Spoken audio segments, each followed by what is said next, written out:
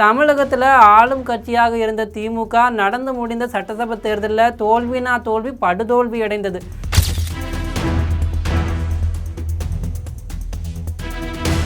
ஐந்து முக்கிய கட்சிகள் தற்போது தாவேகா பக்கம் நிற்பது திமுகவின் கூட்டணி பலத்தை குறைத்திருக்கிறது.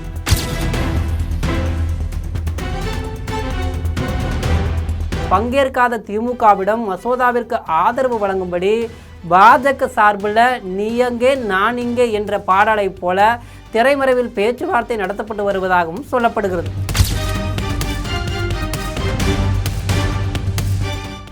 திமுக பாஜக ரகசிய டீல்.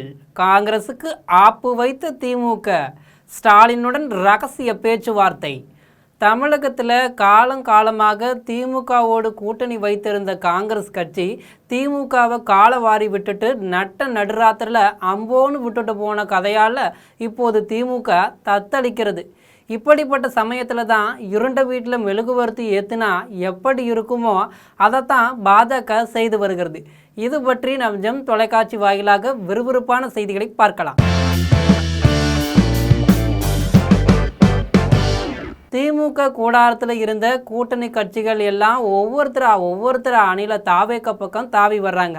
இந்நிலையில் தான் திமுகவின் ஆதரவை பெறுவதற்கான தேவையான முயற்சியை ஆற்றில் அம்போன்னு கிடக்கும் தாமர பாஜகவை பார்க்கத்தான் அழகாக இருக்கும். ஆனால் ஆற்றில் இறங்கி தமிழகத்தில் பறிக்கலாம்னு என்று நினைத்தால் அம்புட்டும் தமிழக மக்களுக்கு விஷமாகிவிடும். இந்த விஷத்தோடு தான் திமுக தீய சக்தி ஆதரவு பெறப்போவதாக தகவல் தற்போது வெளியாகி வருகிறது. இதனால் பாஜகவுடன் திமுக கைகோர்க்குமா, வானத்தை எட்டி பிடிக்க முடியுமா என்ற பெரிய கேள்வி எழுந்து உள்ளது. திடீரென்று இந்த அரசியல் சூழல் மாற என்ன காரணம், பாஜகவின் பிளான் என்ன என்பது பற்றி இங்கு பார்க்கலாம். தமிழகத்தில் ஆளும் கட்சியாக இருந்த திமுக நடந்து முடிந்த சட்டசபை தேர்தலில் தோல்வி படுதோல்வி அடைந்தது. தாவேக்கு தலைவர் விஜய் முதல்வராகியும் இருக்கிறார்.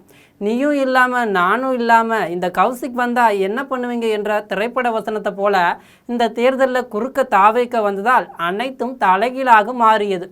இதன் விளைவாகவே திமுக கூட்டணியில் இருந்து காங்கிரஸ் கட்சி முதலாளாக வெளியேறி தாவேக்க கூட்டணியில் இணைந்து 2 அமைச்சர் பதவிகளை பெற்றுள்ளது.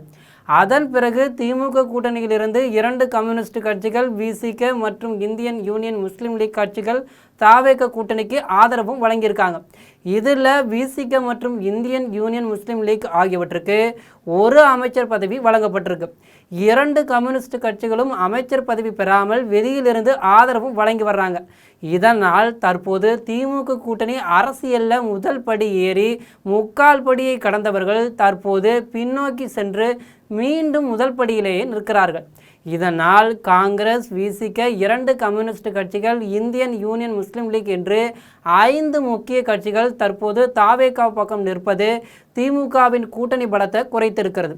குறிப்பாக காங்கிரஸ் கட்சி திமுக கூட்டணியில் இருந்து வெளியேறியதை தங்களுக்கு சாதகமாக பயன்படுத்தி கொள்ள பாஜக காய் நகர்த்தி வருவதாகவும் சொல்லப்படுகிறது. ஆனால் அந்த காய் மாங்காய் என்பதை மாங்கையர்கள் அறியவில்லை. அதனால் தங்களுக்கு ஆதரவு வழங்கும்படி திமுகவிடம் பாஜக என்னும் மாங்கையர்கள் மேலிடம் சார்பில் திரைமறைவில் பேச்சுவார்த்தை நடத்தப்பட்டு வருவதாக தகவல்களும் வெளியாகி உள்ளது. இந்த தேர்தல் முடிவுக்கு பிறகு காங்கிரஸ், 2 கம்யூனிஸ்டுகள், விசிக, இந்தியன் யூனியன் முஸ்லீம் லீக் உள்ளிட்ட 5 கட்சிகளும் தாமரை பாஜகவை கடுமையாக எதிர்க்கக்கூடிய பச்சோந்திகளாக கருதுகிறார்கள் இன்றைய அரசியல் விமர்சகர்கள். இப்படிப்பட்ட இந்த சூழலில் அந்த கட்சிகள் தாவேகாவின் பக்கம் போய் இருப்பதாக திமுக பிற சிறிய கட்சிகளுடன் தனி கூட்டணியாக உள்ளது. இதனால் ஸ்டாலின் தலைமையிலான திமுகவிடமிருந்து நாடாளுமன்ற லோக்சபாவில் நிபந்தனையுடனான ஆதரவை பெற பாஜக திட்டமிட்டு அதற்கான பேச்சுவார்த்தையை தொடங்கியிருக்கிறது. இந்த பேச்சுவார்த்தையின் பின்னணியில் முக்கிய விஷயமும் இருக்குது. அதாவது கடந்த ஏப்ரல் மாதம் லோக்சபாவில் 33% மகளிர் இடஒதுக்கீடு அரசியலமைப்பு திருத்த மசோதா, தொகுதி மறுவரையறை மசோதாவுடன் ஆகியவை ஒன்றாக கொண்டு வரப்பட்டது.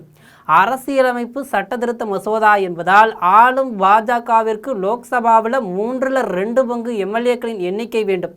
அப்படி பார்த்தால் லோக்சபாவில் 360 எம்பிக்களின் ஆதரவு மசோதாவிற்கு வேண்டும். ஆனால் பாஜக கூட்டணிக்கு 293 எம்பிக்கள் தான் உள்ளனர். கடந்த ஓட்டெடுப்பில் 298 வாக்குகள் கிடைத்திருக்கிறது. இதனால் 2 மசோதாக்களும் தோற்கடிக்கப்பட்டன. இந்த மசோதாவை மீண்டும் ஜூலை மாதம் 3வது வாரத்தில் தொடங்கும் நாடாளுமன்ற மழைக்கால கூட்டத்தொடரில் கொண்டு வர மத்திய அரசு திட்டமிட்டு வருகிறதாம். இதற்காக தற்போது ஒவ்வொரு கட்சிகளிடமும் ஆதரவு கோரி வருகிறது பாஜக. அந்த வகையில் தற்போது காங்கிரசுடன் கூட்டணியை முறித்து நேற்று டெல்லியில் நடந்த இந்தியா கூட்டணி கட்சிகளின் ஆலோசனை கூட்டத்திலும் பங்கேற்காத திமுகவிடம் மசோதாவிற்கு ஆதரவு வழங்கும்படி பாஜக சார்பில் நீ அங்கே நான் இங்கே என்ற பாடலை போல திரைமறைவில் பேச்சுவார்த்தை நடத்தப்பட்டு வருவதாகவும் சொல்லப்படுகிறது. தற்போது திமுகவிற்கு லோக்சபாவில் 22 எம்பிக்கள் உள்ளனர். இவர்களின் ஆதரவு பாஜகவுக்கு கிடைக்கும் பட்சத்தில் அரசியலமைப்பு சட்ட திருத்த மசோதாவை நிறைவேற்ற தேவையான 360 எம்பிக்களின் எண்ணிக்கையை எட்டுவதில் பாஜகவுக்கு சுலபமாக இருக்கும். இதனால் தற்போது இரு கட்சிகள் இடையே பேச்சுவார்த்தை தீவிரமாக நடந்து வருவதாகவும் சொல்லப்படுகிறது. இருப்பினும் பாஜகவுடன் திமுக கைகோர்க்குமா என்பது இப்போது $1 மில்லியன் கேள்வியாக எழுந்துள்ளது. இந்த மில்லியன் ட்ரில்லியன் ஆகுமா என்பதை பொறுத்திருந்து பார்க்கலாம். இது போன்ற விறுவிறுப்பான செய்திகளை உடனுக்குடன் தெரிந்து கொள்ள நம் ஜெம் தொலைக்காட்சியுடன் தொடர்ந்து இணைப்பில் இருங்கள். நன்றி, வணக்கம்.